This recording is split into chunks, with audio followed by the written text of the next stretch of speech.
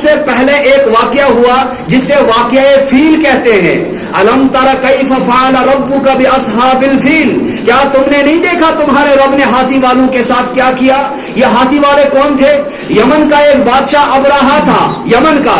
اس نے دیکھا، وہ تھا عیسائی مذہب کا. اس نے دیکھا مسلمان یہ اس پرانے جیسے گھر کو طواف کر رہے ہیں، ان کی محبت، اس گھر کی محبت ان کے دل میں بس چکی ہے. کیوں نہ میں ایک خوبصورت گھر یمن کے اندر ایک چرچ کی صورت میں تعمیر کروں جس پر لوگ دیوانے ہو جائیں گے، کیونکہ یہ نیا ہے، کیونکہ یہ اچھا خوبصورت ہے، اور اس پرانے گھر کو چھوڑ کر اس گھر کی طواف کریں گے. لہٰذا یہ خبر بہت پھیل گئی. لوگوں کے اندر جذبات تھے، کیونکہ مسجد کے ساتھ لوگوں کو محبت ہوتی ہے، اور وہ مسجد جب خانہ کعبہ ہو تو اس کے ساتھ تو بہت محبت ہوتی ہے. لوگوں کو اتنے جذبات آ گئے، وہ گئے اور چرچ میں کسی نے پیشاب کر دیا، کسی نے چرچ کو آگ لگا دی. اس کو غصہ آیا. اس غصے کی وجہ سے اس نے قسم کھائی. اس نے کہا کہ میں تب تک زندہ نہیں رہوں گا جب تک نہ اس خانہ کعبہ کو توڑ دوں. کیا کروں؟ اس خانہ کعبہ کو توڑ دوں. اللہ کے گھروں کے طرف جب بھی کسی کے قدم اٹھے ہیں، ان قدموں کو اللہ نے توڑا ہے.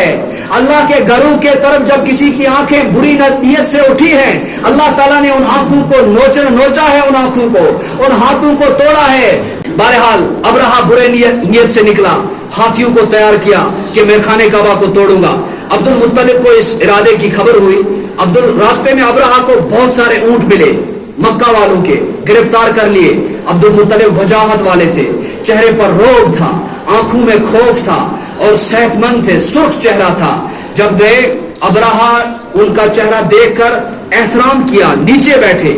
عبد المطلب یعنی کہ اللہ کے نبی صلی اللہ علیہ وسلم کے دادا، ان کو نیچے بٹھایا، خود ان کے سامنے بیٹھے اور احترام کیا. عبد المطلب سے کہا کس نیت سے آئے ہو؟ کہا آپ نے میرے 200 اونٹوں کو گرفتار کیا ہے، ان کو چھڑانے کے لیے آیا ہوں. کہا میں نے تو سوچا کہ تم خانہ کعبہ کے بارے میں بات کرنے آؤ گے، تم تو اونٹوں کو چھڑانے کے لیے آ رہے ہو. کہا اونٹوں کا مالک میں ہوں، اس لیے میں اونٹوں کا سوال کرنے آیا ہوں. خانہ کعبہ کا مالک اللہ ہے، وہ خود خانہ کعبہ کی حفاظت کرے گا. وہ کس کی حفاظت کرے گا؟ خود ابرہا اس کے ہاتھی جب چلے، اللہ کی طرف سے چھوٹے چھوٹے پرندے آئے جن کو ابابیل کہتے ہیں. انہوں نے چھوٹی چھوٹی کنکریاں اٹھائی، بڑے بڑے ہاتھیوں پر اٹھائے اور ان کو اوپر گرائے. وہ بم کا کام کر رہی تھی. وہ چھوٹے کنکر، ابابیل اتنا چھوٹا، اس کے منہ میں اس سے بھی چھوٹا پتھر آتا ہے.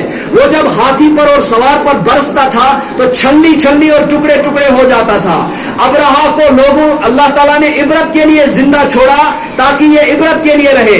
اس کو اللہ تعالیٰ نے ایک بیماری دھانے کے شکل میں، اس کو پھوسیاں پھوڑے نکلنے شروع ہو گئے، یہاں تک کہ یمن پہنچتے پہنچتے اس کا بازو کٹتا گیا، دوسرا بازو کٹتا گیا، ٹانگ کٹتی گئی، یہاں تک کہ جسم کے سارے ٹکڑے. آخر میں جب وہ یمن پہنچا، اس کا کلیجہ پھٹ کر اس کے منہ کو آ گیا. اللہ تعالیٰ نے اس طرح اس کا انجام برباد کر دیا.